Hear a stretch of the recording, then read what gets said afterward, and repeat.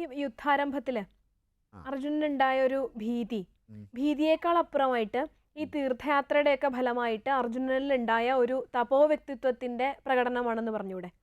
ഈ യുദ്ധത്തിൽ നിന്ന് പിന്മാറുക എന്ന് അർജുനന് തോന്നിയത് ഈ തീർത്ഥയാത്രയൊക്കെ ഉണ്ടായതൊക്കെ ഫലമായിട്ട് അർജുനനിൽ ഒരു ക്ഷത്രിയനോടൊപ്പം തന്നെ ഒരു തപസ്സിന്റെ ഒരു തപോ വ്യക്തിത്വവും വളർന്നു വന്നിട്ടുണ്ട്.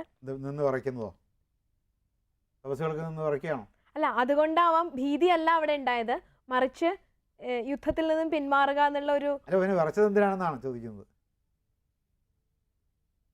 ഞാനിപ്പോൾ വീഴും എന്നെ പിടിച്ചോ എന്ന് പറഞ്ഞത് എന്തിനാണ്? താമസന്മാര് വരുമ്പോൾ തന്നെ അങ്ങനെയാണോ പറയുന്നത്? ഉറച്ച് താമസം ഇങ്ങനെ വന്നിട്ട് എന്നെ പിടിച്ചോളൂ, ഞാനിപ്പോൾ വീഴുവേ പ്രമദീവ ചമേമന നശക്നോമ്യവസ്ഥാതും. ഈ ചോദ്യത്തിന് ഉപചോദ്യമായിട്ട് ഞാൻ എൻ്റെ ചോദ്യം വീണ്ടും ആവർത്തിക്കുകയാണ്. ഇതിന് ഉത്തരം വന്നില്ല. അല്ലെ, രാജനൈതികമായി എന്ത് നേട്ടമാണ് ഉണ്ടായത്?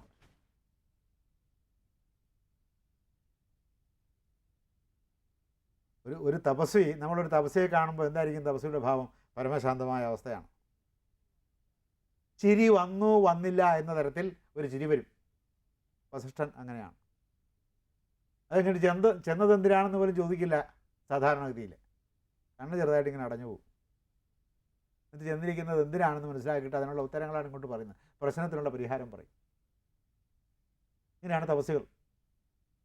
എപ്പോഴും പ്രസന്നന്മാരായിരിക്കും. ഇതിൻ്റെ അർത്ഥം അവർക്ക് ഒരിക്കലും കോപം വരികയില്ലെന്നല്ല. കോപത്തിന് കാരണം ഉണ്ടായാൽ കോപം വരും. അതൊരു അധർമ്മത്തെ തിരുത്തുന്നതിന് വേണ്ടിയാണ്. ഇവിടെ അതൊന്നുമല്ല. ഇങ്ങനെ പ്രളയകാല അന്ധകനെ പോലെ നിവർന്നു നിൽക്കുന്ന ഭീഷ്മർ, ആരുടെ ഏത് ആൾക്കൂട്ടത്തിൽ നിന്നാലും ഭീഷ്മരുടെ തല മുകളിൽ കാണാം.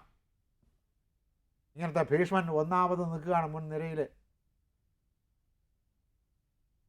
വികസിച്ച കണ്ണുകളോടുകൂടി, പ്രളയകാലാഗ്നി വമിക്കുന്നത് എന്ന് തോന്നുന്ന തരത്തിലുള്ള നോട്ടത്തോടുകൂടി, പ്രളയകാല അന്ധകനെ പോലെ ഒരു കൂസലുമില്ലാതെ വെളുത്ത തേരിൽ വെള്ളവസ്ത്രം ധരിച്ച്, വെള്ള കിരീടം ധരിച്ച്, വെള്ള വില്ല് ധരിച്ച്, വെള്ള അമ്പുകളുമായി നിൽക്കുന്ന ഭീഷ്മരെ കണ്ട് ഇഷ്ടൻ പേടിച്ചുപോയി. പേടിച്ചുപോയാൻ അദ്ദേഹത്തിൻ്റെ വീര്യമൂർത്തിട്ട് മാത്രമല്ല പേടിച്ചത്, പേടിയും കൂറും താപവും.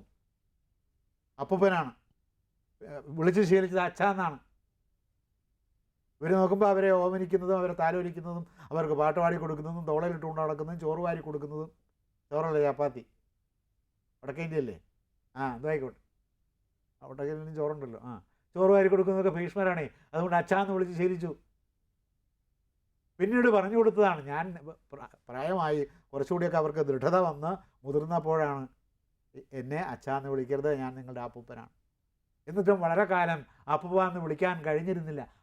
ആന്നേ വായി വരുള്ളൂ, അച്ഛാന്നേ വായി വരുള്ളൂ. പിന്നെ അത് ഇടയ്ക്ക് വെച്ച് തിരിച്ച് അപ്പൂപ്പ എന്നാക്കണം. അങ്ങനെയാണ് പിന്നീട് അപ്പൂപ്പ, മുത്തശ്ശ എന്നൊക്കെ വിളിച്ചു തുടങ്ങിയത്. അപ്പോൾ ഈ ഒരു സ്നേഹം, വളർത്തിയവനോടുള്ള സ്നേഹം, പട്ടിക്ക് പോലുമുള്ള സ്നേഹം, പട്ടിക്ക് സ്നേഹമേ ഉള്ളൂ. അപ്പോൾ ആ ഒരു പട്ടിത്തം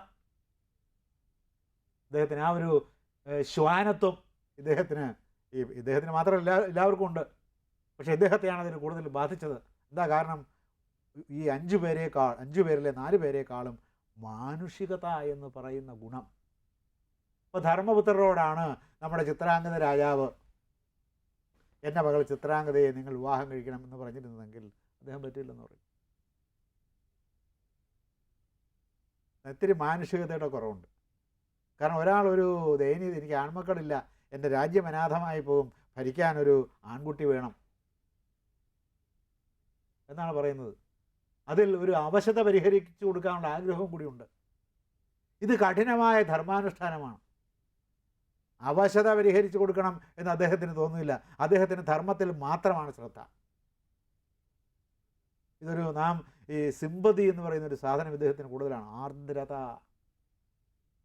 അദ്ദേഹം ഒരു പച്ച മനുഷ്യനായിരുന്നു എന്ന് ഒത്തിരി പഴുത്തിട്ടുണ്ട്. അത്ര പച്ചയാണെന്ന് പറയാം. കാരണം ഈ കുരുക്ഷേത്ര ഭൂമിയിൽ ഇതര പാണ്ഡവാദികൾക്കും കൗരവാദികൾക്കും ഈ അനേകായിരം സൈനികർക്കും ഒന്നും ഉണ്ടാവാത്ത ഒരു വിഷാദം അർജുനന് മാത്രം എന്തുകൊണ്ടുണ്ടായി? അതല്ലേ പറഞ്ഞത്. മാനുഷികത അദ്ദേഹത്തിന് കൂടുതലായിരുന്നു. പച്ച എന്ന് പറയാൻ നോക്കില്ല. പച്ച എന്ന് പറയുമ്പോൾ മനുഷ്യന് എന്താണ്? തെറ്റുകൾ ചെയ്യാനുള്ള വാസനയുണ്ട്. ഈ തെറ്റുകൾ ചെയ്യാനുള്ള വാസന കുറവാണ്. അപ്പോൾ ഒരു മാനുഷികമായ പൂർണ്ണതയുണ്ട്. അപ്പൊ ഈ ധർമാനുഷ്ഠാനത്തിൽ നിന്നും കടുകിട വ്യതിചലിക്കാത്ത ഒരാൾക്ക് മാനുഷികത കുറവായിരിക്കുന്നാണോ പറയുന്നത്? നാം പ്രതീക്ഷിക്കുന്ന തരത്തിലുള്ള മാനുഷികത കുറവായിരിക്കും. നാം നമ്മെ സഹായിക്കുന്ന ഒരു മാനുഷികതയാണ്, ലൗകികതയാണ് എല്ലാ ആളുകളിൽ നിന്നും പ്രതീക്ഷിക്കുന്നത്. ആ തരത്തിലുള്ളത് ഉണ്ടാകില്ല. ഈ ധർമ്മം, പൂർണ്ണമായ ധർമാനുഷ്ഠാനം വരുമ്പോൾ ആൾ ക്രൂരനാണെന്ന് തോന്നും. ഈ ശ്രീകൃഷ്ണൻ മക്കളെ തല്ലിക്കൊന്നു, നമുക്കത് ഇഷ്ടമായിട്ടുണ്ടോ? അതൊരു ധർമാനുഷ്ഠാനമായിരുന്നു. അതിലൊരു ക്രൂരതയുണ്ട്.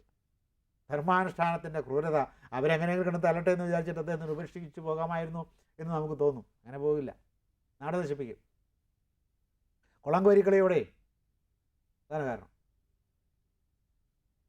അപ്പോൾ അതിനനുവദിക്കില്ല, രാജ്യം നശിപ്പിക്കാൻ അനുവദിക്കില്ല. രാജ്യം പിന്നീട് വളരെ കാലം നീണ്ടു നിൽക്കേണ്ടുന്ന, പ്രളയം വരെ നീണ്ടു നിൽക്കേണ്ടുന്ന ഒരു വസ്തുതയാണ്, ഒരു പ്രതിഭാസമാണ്, ഒരു അസ്തിത്വമാണ് രാഷ്ട്രം എന്ന് പറയുന്നത്. അത് നശിപ്പിക്കാനാണ് ഇവന്മാർ അടി തുടങ്ങുന്നത്. അത് സാധിക്കില്ല. അപ്പോൾ ക്രൂരമായ ധർമാനുഷ്ഠാനം വന്നു. ധർമാനുഷ്ഠാനമെന്ന് മാത്രമേ വ്യാസൻ പറയൂ. ക്രൂരമെന്നുള്ളത് നാം നമ്മുടെ ദൗർബല്യം കൊണ്ട് കൂട്ടിച്ചേർക്കുന്നതാണ്. അപ്പോൾ തൻ്റെ അടുത്തേക്ക് വരുന്ന വ്യക്തികളെ ധർമാനുഷ്ഠാനത്തിൻ്റെ രണ്ടാമത്തെ പടിയിൽ നിന്നുകൊണ്ട്, മുകളിലുള്ള പടിയിൽ നിന്ന് രണ്ടാമത്തെ പടിയിലേക്ക് ഇറങ്ങി നിന്നുകൊണ്ട് അവരോട് തന്മയീഭവിക്കാനുള്ള ഒരു വാസന അർജുനനുണ്ടായിരുന്നു. ധർമ്മത്തിലാണെങ്കിൽ അവിടെ നിന്ന് കടന്നു പോകുന്ന കളയും. അദ്ദേഹത്തിനോട് മര്യാദയ്ക്ക് പെരുമാറും എന്നുള്ളതല്ലാതെ അത് ഞാൻ വിചാരിച്ചാൽ സാധിക്കുന്ന കാര്യമല്ല എന്ന് പറയും. ഇത് അർജുനൻ പറയില്ല.